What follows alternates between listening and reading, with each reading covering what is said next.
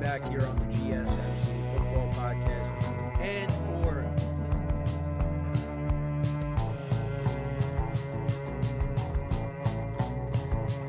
keep yourself in the loop of everything football on the Golden State Media Concepts Football Podcast. The latest news on and off the field, be it college football, Big Ten, SEC, Big 12, Pac-12, ACC to the NFL. We've got you covered. Listen to the Golden State Media Concepts Football Podcast.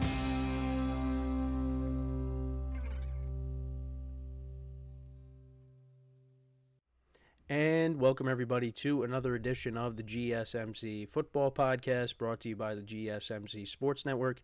As always, I'm your host, Kenneth, and it's great to have you guys here on this Monday, October 14th. We have a lot to talk about on the show today. Before I get into that, just want to remind you guys, as always, to tip or donate and get your comments recognized. Make sure to go to the Super Chat button in the chat. Click on that. This will help create a super chat of any thought or comment you may have throughout the live broadcast. I will acknowledge it, and it just makes the show more lively, more entertaining between myself, the host, and you guys, the viewers. We appreciate your guys' viewership each and every day, so any contribution you can make to the show means the world to us as we put out content for you guys each and every day. And also, the other way to help out the show, if you don't do that, is by going to the link at the bottom of the show segment on the ticker, GSMCpodcast.net. That is GSMCpodcast.net. So it's good to be back. I know it came as a little bit of a surprise to maybe some of you that there was really no show outside of Monday, and that is because I was under the weather for the entire week. The thing that I was dealing with about a month ago came back, so I was dealing with that, and I'm still not 100%, but hopefully we get back to 100%, but we're getting to that point. We're on the other side of it now. So, but yeah, that's what ended up happening last week. So, a lot of things to talk about, a lot of things to catch up on, because there were things that happened last week that we'll talk about a little bit today. But we will start off the show by talking about the Lions and the Cowboys, their game yesterday. We'll get into talking about the Commanders and the Ravens, their matchup as well. We'll also get into the crazy game down in New Orleans with the Saints and the Buccaneers. Then we'll also talk about Drake May and his debut. He started for the Patriots, so we'll talk about that game, the Patriots and the Texans. And then we'll get you set for tonight's big AFC East showdown between the Bills and the Jets. And we'll talk about something that the Jets did last week that I wasn't able to talk about because, like I said, I was out. I was sick. So let's get into the first topic, which is talking about the Cowboys-Lions game. And, man, I expected the Lions to win this game. I did not expect it to be like this. 47-9 was the final score of this game. Cowboys didn't even score a touchdown in this game. It was all Lions. And if you remember, you go back to last year late in the season, it was a 1-point game, the final score. It was 21-20. And, the Lions, of course, they went for 2 at the end of the game to go ahead. And there was that whole thing with the tackle not reporting eligible, and it was just this whole thing. And the Lions did not forget about that game because they came in and they ran up and down the field. They ran up the score. They clearly wanted to run up the score here. And yeah, it just, when you look at the Cowboys, last week they beat the Steelers, but I looking at that game, I was like, they did not play good, and the Steelers are 4-2 right now, but, the Steelers, they still have their issues offensively. So I really wasn't overly impressed by the Cowboys win. I don't think many people really were. So going into this game, this was going to be another test. How do you stack up against the Lions, who are one of the best teams in the NFL? And Cowboys are clearly not in the same weight class as the Lions, which, you kind of figured, but I just didn't think it was going to be like this. It's just the Lions had their way. They were doing all these different things. They were having tackles, running routes. I mean, Penei Sewell would have had a touchdown, but they called it back. It's just the Lions had a lot of fun in this game. You could clearly tell for the most part. But I do want to bring up, though, late in the game, Aidan Hutchinson, their star defensive end, got hurt. Fractured his tibia, so he's going to be out the rest of the year. And it was a freak injury. It was you want to look away when they showed they didn't show the replay, but of course it was on Twitter. It's one of those you got to look away moments. And it's just that was, before we get back to the game, that was just a crushing blow for this team, especially defensively, because he is one of the biggest rising stars in the NFL. We talk about T.J. Watt, Myles Garrett, Micah Parsons, who did not play in this game, but Aidan Hutchinson is in that category. He was playing really well this year. He was a one-man wrecking crew, getting after the quarterback, and now he's out, and that is a huge blow for this Lions defense. So, hopefully, and it was a pretty gruesome injury again. Hopefully, he can bounce back from this, and we have, because that injury was significant.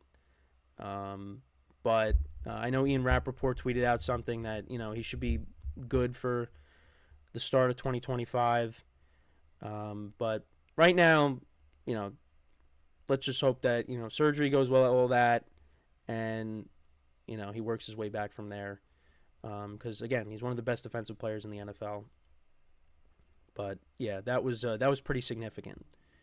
But going back to the game, though, again, it's hard to kind of transition out of that. I know I always say that, but yeah, it just it's hard to move on from that. But hoping for a speedy recovery for him.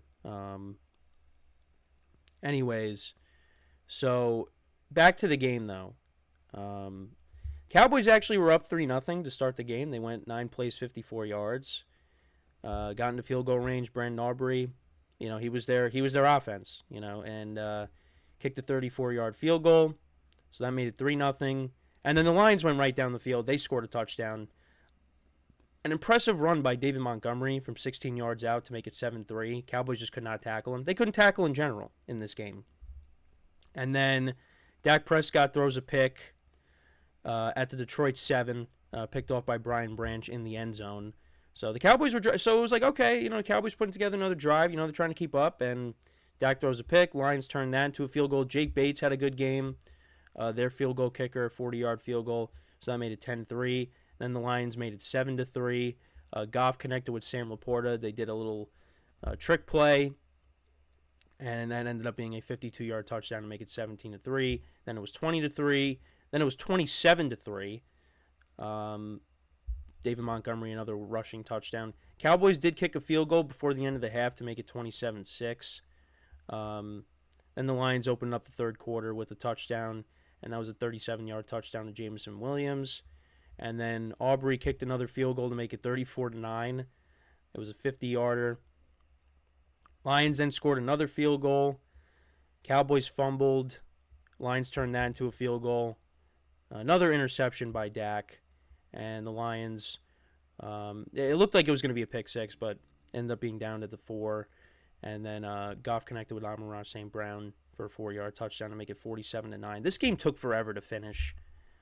Then Cooper Rush came into the game, and he threw a pick. Lions turned it over on downs. Cowboys fumbled to end the game, and that was it. Lions, in terms of their stats, Jared Goff went 18 of 25 for 315 yards, 3 touchdowns, no interceptions. Hendon Hooker saw a little bit of work, 1 for 2 for 19 yards. Lions ran the ball for almost 200 yards, 184 yards on the ground, 80 by David Montgomery, 63 by Jahmyr Gibbs. Craig Reynolds had 21 yards on the ground in this game. David Montgomery had both rushing touchdowns. Jameson Williams, the leading receiver, 3 receptions for 76 yards and a touchdown. Khalif Raymond had 4 for 73. Tim Patrick, a couple of nice catches in this game. He had 3 receptions for 68 yards. Sam Laporta only had that 1 reception, and that was the touchdown for 52 yards. Amon-Ra St. Brown, a quiet day, 4 for 37, but he did have a touchdown as well. 3 interceptions, off of Cowboys quarterbacks, 2 by Brian Branch and 1 by Kirby Joseph. And then the Lions defense had 4 sacks in the game. And then as for the Cowboys, Dak Prescott, 17 of 33, 178 yards, no touchdowns, 2 interceptions. So I thought, well, in garbage time, the Cowboys, they'll put up a bunch of points and Dak's numbers will look more respectable. But that was not the case here. And Cooper Rush, he went 8 of 11 for 46 yards, no touchdowns, 1 pick. Cowboys really, didn't run the ball because they were playing behind most of the time. Rico Dowdle only had 25 yards. Zeke had 17. CeeDee Lamb had 7 for 89 receiving yards. Jalen Tolbert 4 for 43. Dowdle had 5 for 30. Kevontae Turpin 4 for 24. Cowboys, a couple fumbles, one by Turpin and one by one of their receivers, Ryan Flanor, I think that's how you pronounce it. And then the defense had 3 sacks in the game, but again, it was lopsided all the way around. But yeah, the Lions looked really good. The Cowboys, yeah, they, and I keep on saying throughout, the first, part of the season here, I kept saying, yeah, the Cowboys are going to make the playoffs. They're going to find a way. But, yeah, I'm not really so sure. Because their schedule gets really tough. They go into the bye week, but then they play the 49ers right out of the bye. So, I might pencil that in as a loss. Even though the 49ers have not been the 49ers of last year. I mean, they're still a very good team, but, they still got some issues. But I expect the 49ers to beat the Cowboys when the Cowboys come out of the bye. You got the Eagles coming up.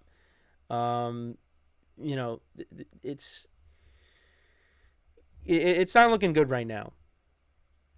And, this is on Jerry Jones' birthday, this game, and he said he was shocked. I mean, I was definitely surprised by just, how lopsided this game was, but I was not surprised by the result. The Lions are clearly the better team. The Cowboys, they can't run the football. They can't stop the run. They can't stop the pass. They're turning the ball over. They're not doing... I mean, the best thing they got going for them is their kicker right now. That's it. So, and this is not something you're going to be able to solve in season. You're going to get DeMarcus Lawrence back. You're going to get Micah Parsons back. You're going to get DeRon Bland back. But it's not really going to help you. Offensively, you don't have any other weapons outside of CeeDee Lamb that scare you. And, running the football, I know Rico Dowdle had a good game last week, but he's not going to do that every week. Zeke doesn't really give you much. You still got Dalvin Cook on the practice squad. Maybe you should give him a chance. It probably is not going to do much, but at least give him a shot. But they have too many issues. And you look at the division, and we'll get into, the Eagles and the Giants later this week. We're not going to talk about them today. But, the Giants had an opportunity to, make some noise and get themselves back in the conversation. Of course, they don't do that. The Eagles, they still don't look great. The best team right now, even in a loss, is the Commanders. That's the best team right now in the NFC East.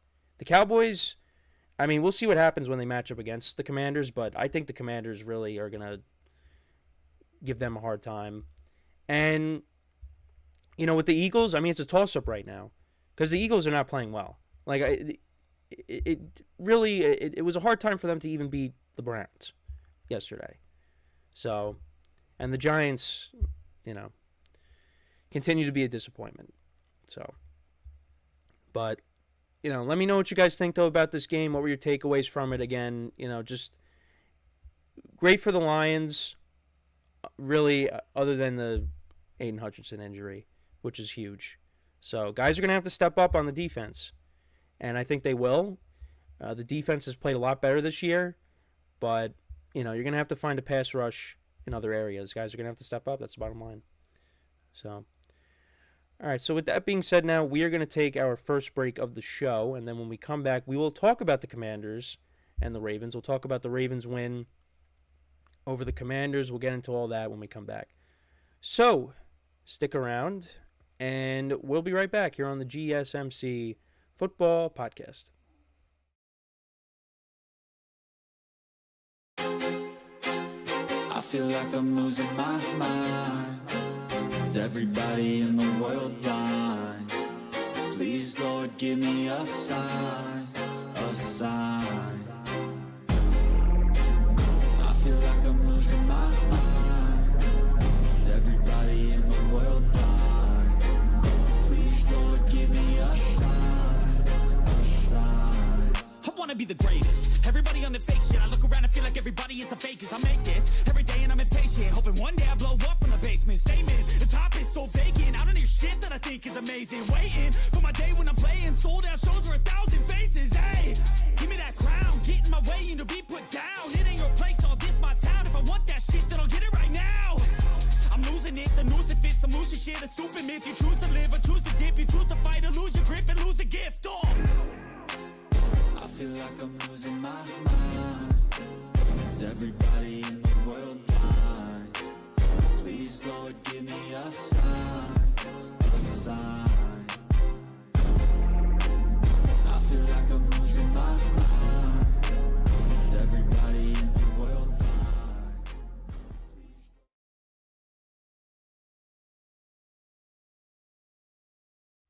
All right, and we are back here on the GSMC Football Podcast. And for the second part of the show, we are now going to get into talking about the Ravens-Commanders game from yesterday. The Ravens picking up the win 30-23. And going into this game, Ravens, they were 6.5-point favorite. Then it went up to 7. And that's, what ended up, being the score, basically. Ravens winning by 7. Although my spread pool was 6.5, so of course, taking the Commanders, they did not cover. So that was nice. Although I did do well with my spread pool picks this week. But yeah, this was a good game. This was a good game, but the Ravens here are the better team. And for the Commanders, I mean, look, they really they had a good chance to win this game, but ultimately, the Ravens, they were able to secure the win here. But, so to kind of go through it, the Ravens did get the ball to start the game, and Lamar Jackson did throw a pick. But it was kind of one of those that got deflected and picked off. The Commanders did turn that into a field goal. Seibert kicked a 42-yard field goal to make it 3-0. Then the Ravens did respond to make it 3-3. Justin Tucker kicked a 45-yard field goal. So that made it 3-3, like I said. Then a bunch of punts. Then the Ravens, they put together a touchdown drive. 9 plays, 93 yards, almost 5 minutes of time possession down the field. Derrick Henry from 3 yards out scored to make it 10-3. Commanders did answer. Jane Daniels connected with Austin Eckler for 25 yards on this drive. They got down to the Baltimore 7, and Jane Daniels connected with Terry McLaurin, who's really happy to have a quarterback now. He scored from 7 yards out, so that made it 10-10. Then the Ravens, they responded with another touchdown drive, connected with Nelson Aguilar for 25 yards, 15 to Zay Flowers. Zay Flowers had a good game. And Mark Andrews scored a touchdown from the Washington 13, a 13-yard touchdown pass from Lamar Jackson to Mark Andrews. So there you go, Mark Andrews fantasy owners. He's back, at least for this week. Then the Commanders had a blocked field goal. Seibert trying to attempt a 52-yarder, so that got blocked. So it was 17-10 at the half. Then the Commanders, they opened up the second half with a field goal drive. Seibert from 55 yards. He's really been good for them. So that made it 17-13. Ravens then answered with another field goal. Justin Tucker from 32 yards out. Then the Ravens made it a 2-score game. Derrick Henry, a 7-yard touchdown. So that made it 27-13. Then the Commanders put together a touchdown drive of their own. He had 24 yards to Zach Ertz, 14 yards to Terry McLaurin, another 12 to Zach Ertz. And then Daniels connected with Terry McLaurin on 4th and goal from the Baltimore 6. So that made it 27-20. Ravens kicked a field goal, 39-yarder from Justin Tucker. And then Seibert kicked another field goal. Commanders answer, so that made it 30-23. And that was a 49-yarder. And that's all she wrote. The Ravens were able to ice the game. Derrick Henry had a 27-yard carry. And, that's basically all she wrote. Jaden Daniels had a good game. 24 35, 269 yards, 2 touchdowns, no interceptions. They didn't really run the ball here. Had a hard time establishing the run. There was no Brian Robinson Jr. in this game, so Eckler was the lead rusher, but he only had 9 carries for 21 yards. Zach Ertz was actually the leading receiver for the Commanders. 4 receptions for 68 yards. Noah Brown had 4 for 58. Terry McLaurin 6 for 53 and 2 touchdowns. Eckler had 4 for 47 in the receiving game. 2 sacks for the Washington defense. And then for the Ravens, Lamar Jackson 20 of 26, 323 yards, 1 touchdown, 1 interception. And Derrick Henry, I mean, he is really, like, I mean, I've been saying it, since the season started, almost, he's a difference maker on this team. And they got to run the offense through him and Lamar Jackson. They brought Derrick Henry here to, bring this running game to new heights. And he's doing that. Another great game for him. 24 carries, 132 yards, and 2 touchdowns. Lamar Jackson had 40 yards on the ground. It's a dynamic duo that they have out of the backfield. And the Ravens, look, they got off to that rough start, starting off the year 0-2. But, it's stabilized now. And, right now they're tied with the Steelers for the division lead in the AFC North. And, the Ravens are back to being the Ravens. That 0-2, I mean, even when they started off 0-2, you're not going to hit the panic meter. You're not going to do that because this team is too good. And, they, with the help of Derrick Henry and Lamar Jackson playing well yesterday, they secured the win. And then also, Zay Flowers had a good game, 9 receptions, was targeted 9 times, caught all his targets, 9 receptions for 132 yards. Rashad Bateman, 4 for 71. Mark Andrews, 3 for 66 and a touchdown. Isaiah Likely had 2 for 27. Ravens defense, 3 sacks. Justin Tucker went 3 for 3 on field goals. And, yeah, the Ravens improved to 4-2. Commanders drop to 4-2. But I don't think the Commanders really have anything to be ashamed about. This was a good test for them because you look at the teams that they've gone up against so far this year. They did lose to Tampa. They beat the Giants. The Bengals, I mean, last night the defense played well, but their defense is one of the worst in the NFL. But still, that was a statement win there at the time. And then the Browns, I mean, they can't, generate any offense, it seems. They beat them. The Cardinals on the road. Cardinals don't have a very good defense. You saw that again yesterday in Green Bay. But even in a loss, though, I would say this is, obviously when it comes to moral victories, it depends on how you look at it. But the Commanders hung in there, so they do belong. And again, like I talked about with the Cowboys in the last segment, you look at this division. I mean, yeah, the Commanders are clearly the best team, in my opinion. The Cowboys, I mean, they're up and down, but, when they're down, they're really down. When they go up against teams like the Ravens and the Lions, I mean, they are a below-average team. The Eagles, I mean, they have a winning record, but, they're still not playing great. And then you got the Giants, who continue to be the Giants. So the Commanders right now, I mean, they belong. They are, I mean, they're definitely a top 10 team right now. They had opportunities, but, it's going to happen. It's the Ravens. The Ravens are a very good team. They're one of the best teams in the NFL right now. So, I don't think there's anything to be ashamed of. Now, if they got blown out, then you're like, oh, well, they're not legit. But they hung in there. So, and it's just tough when you got to go up against Derrick Henry and Lamar Jackson. So, and the Ravens' defense has kind of been, they're good. Like, the Ravens are good against the run, not good against the pass. So, but Jaden Daniels played well. Like I said, they hung in there. But, for the Ravens, they just continue to roll. They're playing good football right now. That 0-2 start is a thing of the past. And they continue to win games, and they take on now next week the Buccaneers in Tampa. So that'll be an interesting game. That's on Monday night. We'll talk about the Bucs in the next segment, actually, and that roller coaster of a game. And then for the Commanders, they take on the Carolina Panthers, who continue to lose.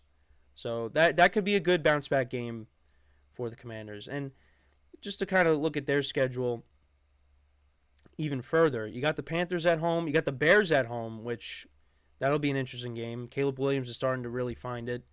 So you got him. You got the number 1 and number 2 overall picks going at it in a couple weeks. Then you're at the Giants, home against the Steelers, at the Eagles, home against the Cowboys, home against the Titans. Titans, man, that's a team that's going to be looking for a new quarterback. Then they got the bye week 14 at the Saints, home against the Eagles, home against the Falcons, and then at the Cowboys. So there's definitely a decent amount of wins in there.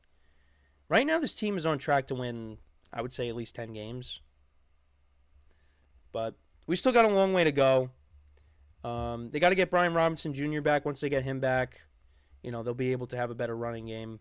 Eckler's been... he didn't really want to run the football yesterday, but the week before against Cleveland, he had that big run. But they got a good rushing attack. Terry McLaurin's making plays. Zach Ertz is making plays. And, they look good. They look good, even in a loss. They still kept it close. But, yeah, the NFC East, just continues to be a weird division. And there's probably, once again, not going to be a repeat champion. So, before we go to break, I just want to remind you guys, once again, tip or donate and get your comments recognized. Make sure to click the Super Chat button in the chat. Any thought or comment you may have throughout the live broadcast, you'll create a Super Chat with that. I will acknowledge it, and it just makes the show more lively, more entertaining between myself, the host, and you guys, the viewers. We appreciate your guys' viewership each and every day, so any contribution you can make to the show means the world to us as we put out content for you guys each and every day. And then also, the other way to help out the show is by going to the link at the bottom of the show segment on the ticker, GSMCpodcast.net. That is GSMCpodcast.net. So, when we come back from our next break, we will talk about the Buccaneers-Saints game from yesterday, a wild one in New Orleans. So, make sure to stick around, and we will be back. We will be right back once again here on the GSMC Football Podcast. Looking for your daily fix of sports talk without having to pay for it? GSMC Sports Network is available on YouTube. Just search GSMC Sports Network. Get your fix of daily sports talk shows on YouTube, absolutely free. NFL, college football, NBA, MLB, MMA, UFC, fantasy football, and so much more. GSMC Sports Network has shows running all day long, with new sports shows starting every 2 hours. Just like on your favorite cable sports channel, except GSMC Sports Network is absolutely free. Just search GSMC Sports Network on YouTube to catch one of your new favorite shows, like the GSMC College Football Podcast, Chip Shot Football Podcast, Hoops and Heels Women's Sports Podcast, GSMC Basketball Podcast, and so many more. Check it out for yourself. GSMC Sports Network, now available on YouTube absolutely free. Search GSMC Sports Network on YouTube right now.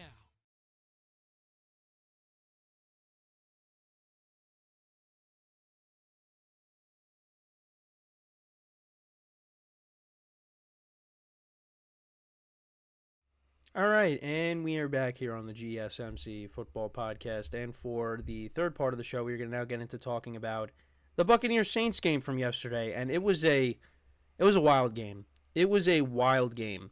The Buccaneers, they went up 17-0, right? And, they had Spencer Rattler, 5th-round rookie draft pick, starting for Derek Carr, because Derek Carr got hurt in the game against the Chiefs, and he hurt his oblique, so he's going to be out multiple games. And the Buccaneers, they jumped out, like I said, to a 17-0 lead. And I thought, well, this game's going to be a blowout. Well, it still ended up being a blowout. But then all of a sudden, the Saints, they start to come back into this game. So, yeah, it was the Buccaneers, they went right down the field on their first drive. Baker Mayfield connects with Chris Godwin for a 4-yard touchdown. Then there was a fumble in this game, on this drive. Rattler connected with Chris Olave, who ended up fumbling, and he ended up leaving the game with a concussion. And Antoine Winfield Jr. Returned it for 58 yards. So that made it 14-0. Then the Buccaneers put together a field goal drive. So, yeah, it was 17-0. Saints, they put up points. A 42-yard field goal by Groupie to make it, like I said, 17-3. Then the Bucs punted. But Rashid Shaheed took back that punt for a touchdown, a 54-yard punt return. So, yeah, that made it 17-10. And then Baker Mayfield just started throwing interceptions. Threw one on the Bucs next drive. Saints turned that into a field goal. Then Baker threw a pick again. Saints turned that into a touchdown. A Rattler connected with Means for a 10-yard touchdown. Then the Bucs answered.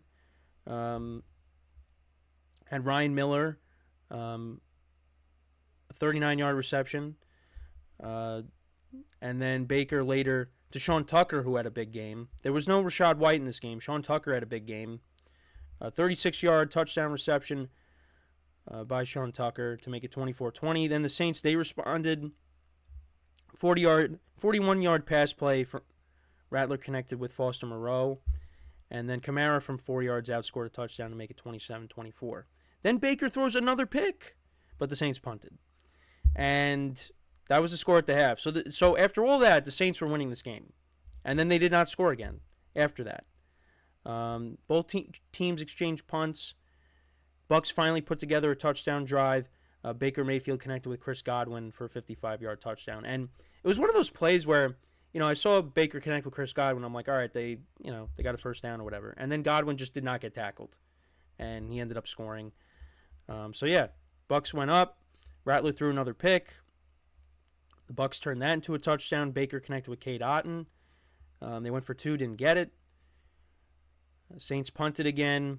The Bucs scored yet another touchdown. Bucky Irving from 1 yard out to make it 44-27. Rattler threw another pick, and the Bucs scored again. Sean Tucker had a 36-yard run, and then he had a 5-yard touchdown run later in that drive. So final score, 51-27. Baker Mayfield, a mixed bag, 24-36, 325 yards, 4 touchdowns, but he also did have 3 interceptions. The Bucs ran the ball for almost 300 yards in this game. Sean Tucker, 136 rushing yards and a touchdown. Bucky Irving had 81 yards and a touchdown. Sterling Shepard had 31 rushing yards. Baker Mayfield at 29. Chris Godwin continues to have a great season. 11 receptions for 125 yards and 2 touchdowns. Sean Tucker, 3 for 56 and a touchdown. Ryan Miller, 1 for 39. Mike Evans was quiet. Usually against the Saints, he doesn't go off. He only had 2 for 34. He was a little banged up in this game also.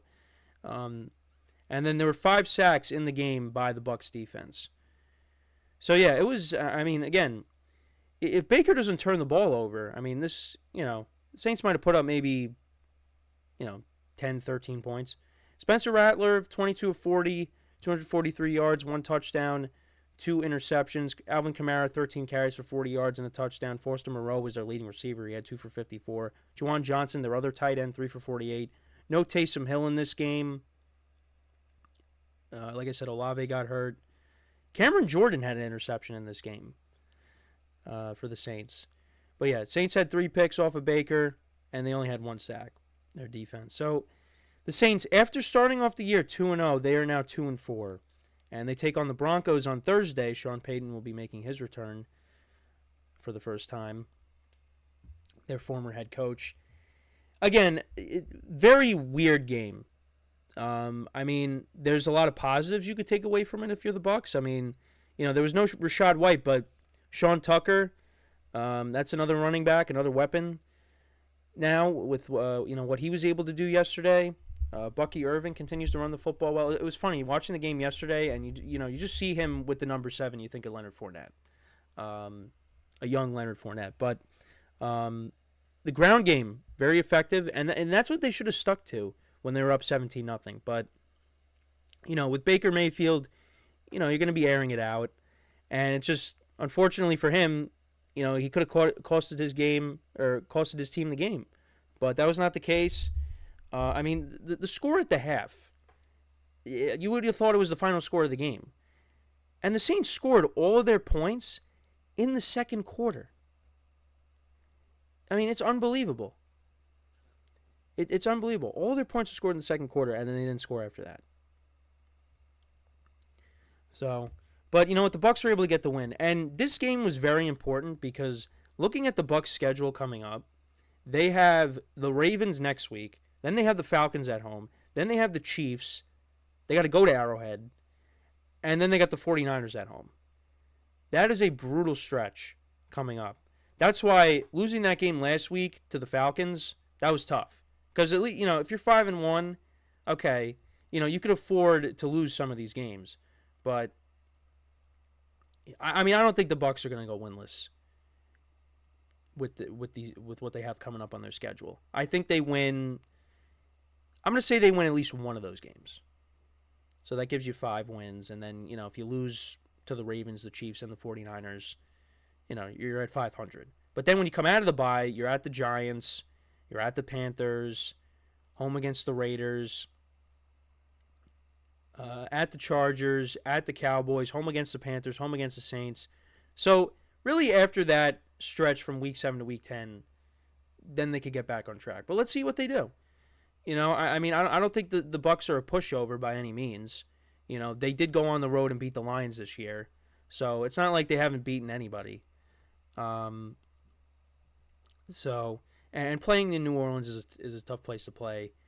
But yeah, so this was very important that they won this game.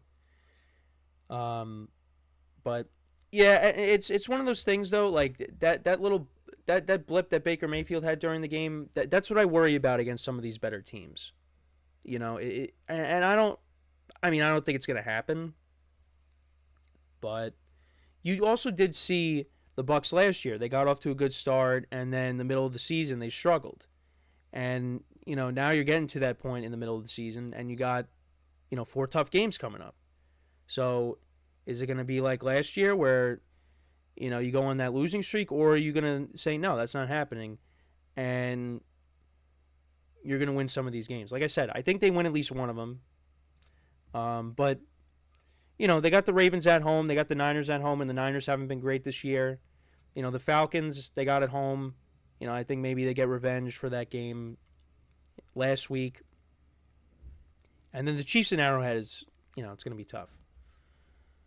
But, Baker knows how to play in that stadium. The Browns, when he was with the Browns, they almost won that playoff game. And then they had that Week 1 matchup the following year, which they almost won as well. But, again, almost doesn't really count. So, yeah. And then after that, you got the schedule kind of softens up. And then for the Saints, look, after the first 2 weeks, you thought, like, okay, maybe the Saints got something going this year.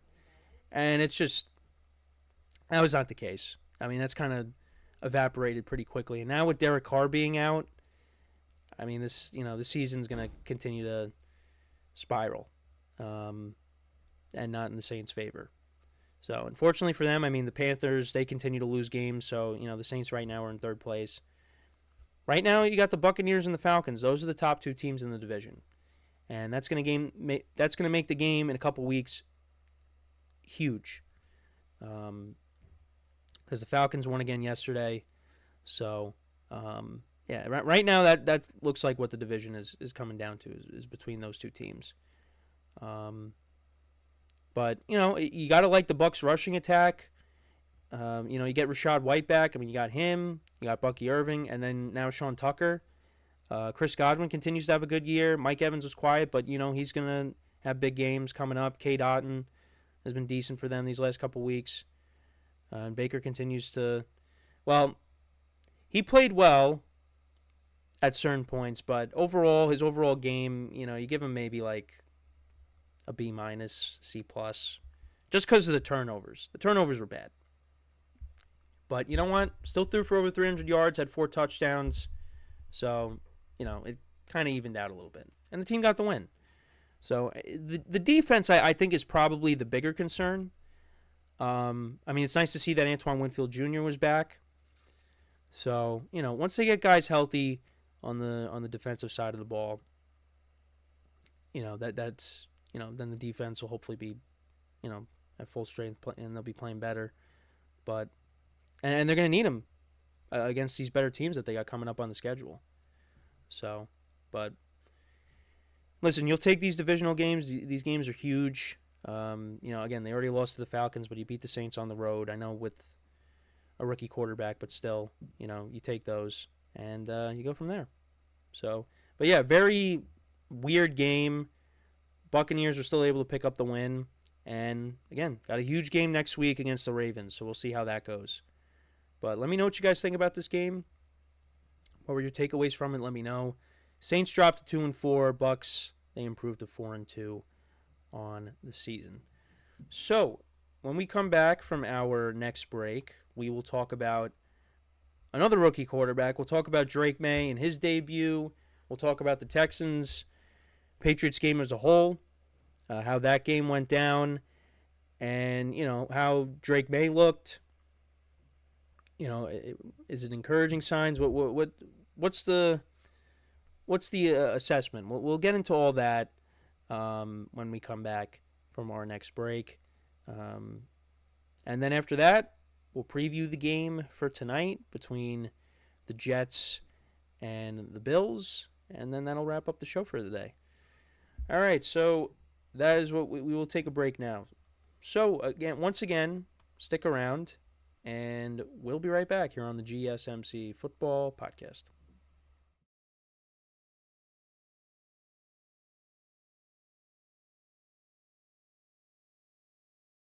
For the best and latest podcasts available anywhere, go to the podcast app on your cell phone and type in GSMC to access free content-rich podcasts on health and wellness, book reviews, sports, entertainment, relationships, social media, movies, technology, finance, and even weird news. Subscribe and download the GSMC Podcast Network's family of shows.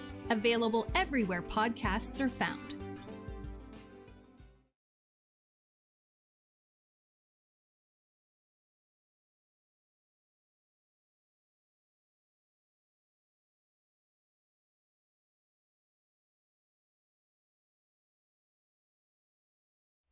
All right, and we are back here on the GSMC Football Podcast, and for the fourth part of the show, we're going to now get into talking about the Texans-Patriots game from yesterday. And yeah, the Texans dominated this game. I was a little skeptical because the Texans really have not been overly impressive this year. They've been good, but they have not blown teams out in their wins. In week 2 against the Bears, Caleb Williams' second career start, they only won by 6 points. The Texans did. The Colts, they've been up and down. Joe Flacco did get a win yesterday. They only beat the Colts by 2. But that's a divisional game. And, the Bills, they beat them. But the Bills, they were up and now they're down. And we'll see what happens tonight. But yeah, the Texans haven't been overly impressive. And, they were missing Nico Collins. However, they did get back Joe Mixon. And Joe Mixon was awesome yesterday. 13 carries, 102 yards, 1 touchdown. Also had a receiving touchdown in this game. He picked up right where he left off in week 1. And that's encouraging. And C.J. Stroud didn't throw for a ton of yards. He did throw a pick in this game, but he had 3 touchdowns. So, he did what he was supposed to do. Kind of looking at the game summary. So the Texans, they went right down the field on their first drive. And Stroud connected with Tank Dell, who had a good game, a 2-yard touchdown. That made it 7-0. Patriots punted on their first drive. Texans put together another touchdown drive. C.J. Stroud connected with Joe Mixon for a 10-yard touchdown. That made it 14-0. Then Drake May threw his first career interception. And then Fairbairn missed the field goal. Then Stroud later in the game threw a pick. But the Patriots did nothing with it. A lot of punts. And then the Patriots, right before the end of the first half, Drake May connected with Booty for 40 yards. And that was his first NFL touchdown pass. And that was a good throw. So that was the good. So you had the bad and you had the good. Then the Patriots, they opened up the second half and Drake May was sacked, lost the ball. See, this was probably not the game to start him, was against this Texans defense, but that's what they decided to do. And the Texans, they turned that into a touchdown. Stroud connected with Stephon Diggs for a 10-yard touchdown, and there was a penalty for taunting. These taunting penalties are so just, I mean, why? Can the players have a little bit of fun, at least? But yeah, 21 to, I didn't see what it was exactly, but I'm sure it was something that really wasn't that big of a deal, but the officials are going to call it. So yeah, so it was 21-7. Patriots punted again. Texans put together a field goal drive. Fairbairn kicked a 39-yard field goal. That made it 24-7. Another fumble, this time by Austin Hooper. And the Texans turned that into a field goal. Fairbairn, 46-yarder. Then the Patriots scored a touchdown. 30-yard pass play to Hunter Henry, and then Drake May connected with Hunter Henry for a 6-yard touchdown. So that made it 27-14. Texans punted, and then Drake May threw another pick trying to hit Antonio Gibson. Texans turned that into a touchdown. Joe Mixon from 20 yards out, make it 34-14. Then the Patriots put together a touchdown drive of their own. Drake May connected with Demario Douglas for a 35-yard touchdown. So that made it 34-21. And then the Texans put together a touchdown drive. Dameon Pierce, 54-yard run. So they got him back and Joe Mixon back. So that's big for this rushing attack. Cam Akers did okay for them, but getting both of these guys back. I mean, Dameon Pierce really hasn't been a factor recently, but that was big for him, a confidence booster. And yeah, the Texans get the win, 41-21. Like I said, Stroud 3 touchdowns, 1 pick, 192 yards passing. Joe Mixon 102 yards and a touchdown. Dameon Pierce had 76 yards on the ground, a touchdown. The Texans as a whole ran the ball for almost 200 yards, 192. Stephon Diggs, 6 receptions for 77 yards and a touchdown. Tank Dell, 7 for 57 and a touchdown. Joe Mixon, 2 for 30 and a touchdown. Dalton Schultz, 4 for 27. And the Texans defense, 3 sacks. 3 sacks by Will Anderson Jr. and then 1 by Danielle Hunter. And like I said, Fairbairn went 2 for 3 on field goals. And then let's talk about Drake May. So, yeah, it was a mixed bag. And, you're not expecting him to come out and, be flawless. And especially, with the situation that he's in, too. I mean, the Patriots, it's not great right now. The offensive line's not good. They didn't really run the football yesterday. Ramondre Stevenson was out. You don't really have a ton of weapons. But, you know what? He did show you something. Had the 3 touchdown passes. And it's not like, they were little, dump-off passes that went to the end zone. I mean, these were, passes that, the one to Booty. That was a good throw. And obviously the long one to Demario Douglas, who finished on the day with 6 receptions for 92 yards and a touchdown. All things considered, I mean, you'll take it. And, obviously don't want to see him getting hit. But, again, this Patriots offensive line is not great. So, but, you'll take it. You will definitely take it. I mean, maybe you would have waited another week before starting him, but they decided to do that. And now he'll be taking on the Jaguars in London. So we'll see how he does there. Jaguars, that was an ugly loss yesterday to the Bears. But, 243, 3 touchdowns, 2 picks. I mean, not terrible for a debut. I mean, it's, again, a mixed bag. That's really how you got to look at it. Patriots only ran the ball for 82 yards yesterday. Demario Douglas, 92 yards. Booty had 59. Henry, 41 receiving yards and a touchdown. Antonio Gibson had 3 for 24. Couple fumbles in this game. So, yeah, 3 turnovers by Drake May. But, again, one of them is because of the offensive line not being able to protect him that well. Patriots defense, only 2 sacks. So, I mean, look, the Texans did what they were supposed to do. They went in, they beat a rookie quarterback. And now next week, this is going to be one of the best games of Week 7. And unfortunately, it's, not in prime time. You got the Texans taking on the Packers in Lambeau. That is going to be a fun game. Really looking forward to that. And like I said, the Patriots, for them, they will be taking on the Jaguars in London. And, the Jaguars, they're 1-5. Patriots are 1-5. So, yeah, we're giving the people a good matchup over there. But, yeah, like I said, mixed bag for Drake May. And look, I mean, they got to do a better job of protecting him, because you don't want to see him getting hurt behind that offensive line, and that was one of the reasons why, a lot of people were like, leave him out, because you don't want to see him going in, coming in and taking a bunch of hits, but that's what's going to happen.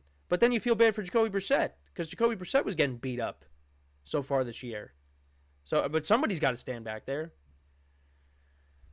So, Patriots got a lot of work to do with this roster, but, at least, for the moment, it looks like, hey, you know what? You might have something with Drake May. And they should, because, they took him with the 3rd overall pick. So. But we'll see what happens when they take on the Jaguars in London. Should be a lot of fun. Should be a lot of fun. But yeah, the Texans, they did what they were supposed to, and let's see now how they match up against the Packers. I mean, they went up against the Vikings, and that didn't go so well. They got blown out. Packers, they look good. Jordan Love looks really good. So, and the Packers defense looked good too yesterday. So, let's see what the Texans can do against them in Lambeau. But look, I still think the Texans are a good team. They are. It's just, I got to see them pick up a signature win. And so far, you look at the schedule, and again, they beat the Colts, they beat the Bears. The Bears are looking better now. But, they beat those two teams, the Bills, the Jaguars. I mean, the Bills was a good win. The Jaguars, they only beat by 4 points. And then the Patriots are not very good either. So, if they could go on the road and beat the Packers, I'll be impressed by that. Yes, because they got the Packers, then they got the Colts, at the Jets, home against the Lions. I can't wait for that game. That's on Sunday Night Football, Week 10. That's November 10th. Then they got the Cowboys, Titans, Jaguars, bye week. And then to conclude the season, the final 4 weeks, they got the Dolphins, which I would imagine Tua's back by then. At the Chiefs, home against the Ravens, and then at the Titans. So, we'll see what happens. But you know what? They're 5-1, and, they're running away with this division. They are running away with this division. Nobody's catching up with them. And right now, they're locked into at least for the moment, locked into the 2 seed. You got the Chiefs at 5-0. We're on a bye. You got the Texans, Ravens, and Bills.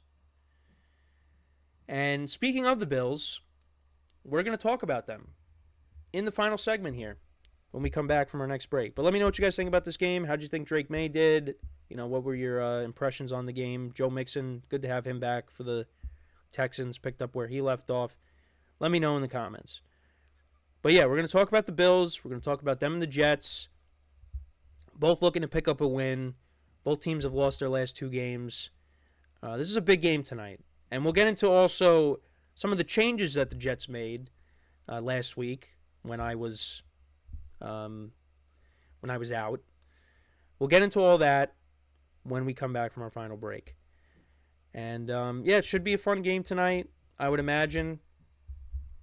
But yeah, this is there's a lot riding on this game tonight. There really is, and we'll see. We'll see how it goes. But yeah, that is what we will get into when we come back from our final break of the show. So for one final time today, stick around, and we'll be right back here on the GSMC Football Podcast.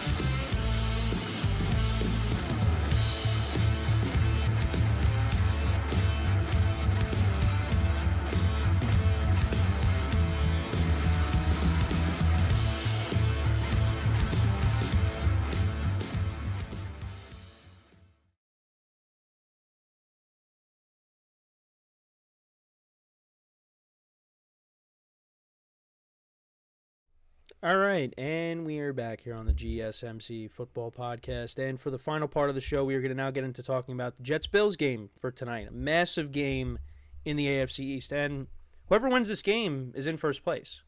I mean, the Bills right now are in first place, but if the Jets win, with everything that has gone on, they would be in first place. So let's kind of get into it. But first, actually, let's get into what happened last week. So, of course, I was out. And the Jets actually ended up making a coaching change. They made more than just that. They fired Robert Saleh. Let him go. And my thing is this. I'm surprised by the timing of it. Because it's just, I feel like at this point, it's like, why are you deciding to do it now? Well, I get why you're doing it now, because you need to do something, because you can't have this team spiral out of control, because this could be your only chance of getting to a Super Bowl at the moment. I mean, it doesn't look like it, but that's just how they view it, or how Woody Johnson views it. So, yeah, the timing of it, I was like, all right. If they were going to make a coaching change, they should have did it before the season started. They should have let Saleh go, they should have cleaned house, and did something else. But they didn't do that. They went into the season with Saleh, and now he's gone. And what was interesting is that now when it comes to Nathaniel Hackett, Saleh was going to, relieve him of his duties as a play caller. And then he gets let go. But Nathaniel Hackett will not be calling plays. It's going to be Todd Downing. He's going to be calling plays. And Jeff Ulbrich, the defensive coordinator, now he steps in as the interim head coach. And Aaron Rodgers and Woody Johnson supposedly had a meeting before Saleh was let go. And, many people are saying, well, they were definitely talking about Saleh, but apparently they weren't. Rodgers says, he's not the reason that Saleh got fired, and he was blindsided by it. Saleh was blindsided by the firing. But, of course, people are going to say that Rodgers definitely had something to do with it. Now, I'm not going to sit here and tell you what I believe. I'm just going to say we have no idea. We have no idea whether he had any input on that or he didn't have any input on it. But, I mean, when the owner and the quarterback of the franchise are meeting, and you're telling me Robert Saleh didn't come up, that's a little, that's a little odd to me. Saleh definitely had to come up. But I'm not gonna sit here and say it was one thing or the other. But I do understand people's perception of it. Like, probably did talk about, hey, I'm thinking of doing this. But needless to say, though, Saleh's not the head coach anymore. And he was not a great head coach. He's a great defensive-minded guy, but just didn't really have a grasp of the offense. And, sorry, I got something in my eye. But anyways, didn't really have a grasp of the offense. And, look, I mean, you're not going to be able to get an offensive-minded head coach in. I mean, look, you had to promote whoever you had. We saw something similar to, with Adam Gase. They let him go, and Greg Williams, the defensive coordinator, took over. That's basically what's happening here. Although this Jets team has very high expectations. This is a team that people picked to go to the Super Bowl. I didn't. I just had them winning the AFC East. And this is a monster game tonight. So, if they could win that game, everything that's happened, you're in first place. So, we'll see what happens. But let's kind of get into the game. So, both teams are struggling right now. The Bills, I mean, they looked like they were the best team in football at one point. Although you did kind of look at some of their wins and you're like, well, they should win those games. But the wheels have kind of fallen off the last couple of weeks. They lose that game to the Ravens where they got absolutely dominated from start to finish. Derrick Henry ran all over them. And then last week you lose a tough game to the Texans. And Josh Allen got banged up. A lot of guys got banged up. James Cook is questionable for this game tonight. Khalil Shakir is questionable for this game. He didn't play last week, and he's a good receiver for them. So if you're missing both of them, I mean, that's going to be tough against a defense that Josh Allen has had a problem with. So, the Bills could be shorthanded going into this game. And then for the Jets, that game against the Vikings was rough. Rodgers threw 3 picks. They really didn't protect him that well. And, the Jets came up short there, and they've lost their last 2. They lose to the Vikings. They lose to the Broncos the week before. They're looking for a win. And like I said, whoever wins this game is going to be in sole possession of first place. So, this is a monster game for both teams. Now, looking at the matchup, looking at the league rankings for both teams here. So, all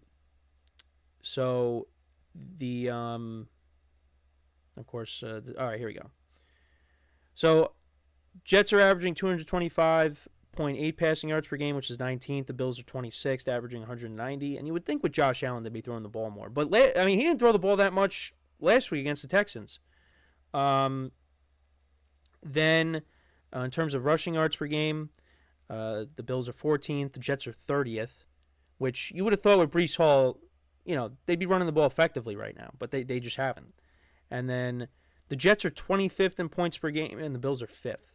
Then defensively, the Jets are giving up an average of 161.2 passing yards per game. They're 16th against the run. They're giving up an average of 119.2 rushing yards per game, and they're 6th in points allowed. The Bills' defense is 11th in points allowed, 26th against the run.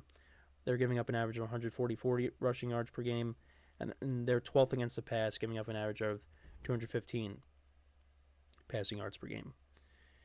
So, can the Jets establish a run tonight? Establish a running game tonight. You got Breece Hall, you got Braylon Allen, who looks like a good player for them. Take some pressure off of Rodgers, because Rodgers is banged up. And the Jets got to do a better job protecting him. That Morgan Moses injury has, definitely played a role in that. Because the line was doing a good job, and then he gets hurt, and, Rodgers getting hit a lot more. So, got to do a better job of protecting him. And Rodgers got to, get back to, look like the Rodgers from the Patriots game. Get back to that. Find your playmakers. Allen Lazard, and, I say Allen Lazard first. Garrett Wilson, Allen Lazard, Mike Williams has had some big catches for them. Tyler Conklin's been okay for them. And the defense just got to continue its thing against Josh Allen. Get turnovers, put pressure on him. And I really do like the Jets' chances tonight, believe it or not. Because it's one of those things, when the head coach gets fired mid-season, all of a sudden the team, there's a little bit of energy. Maybe that happens here.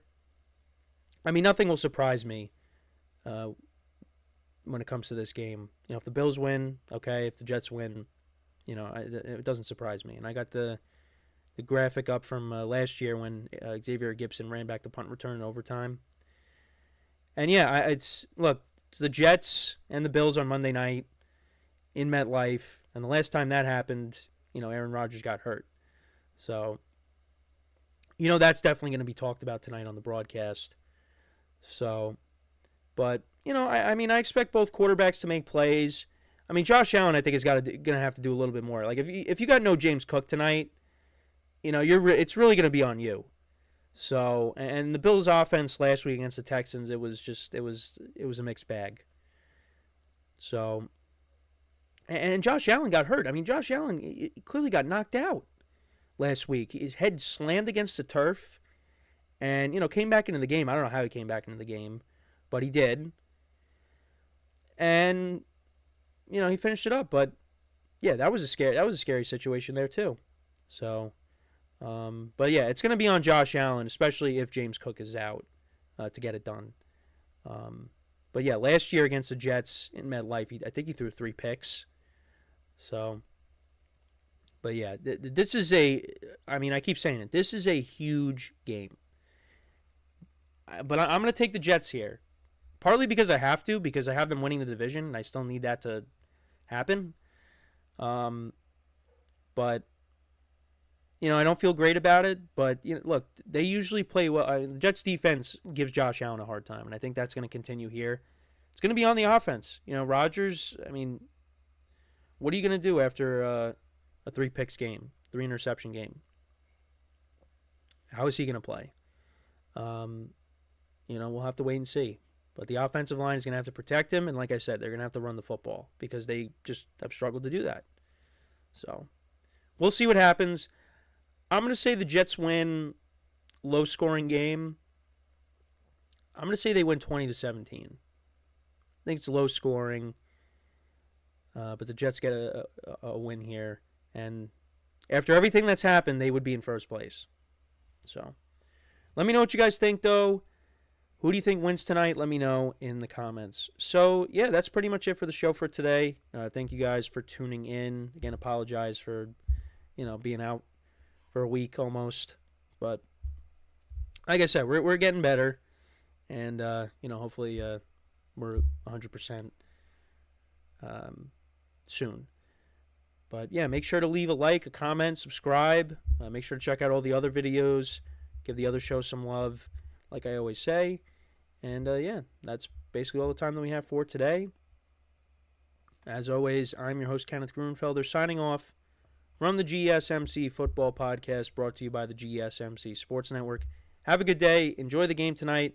And I will talk to you guys tomorrow. Take care.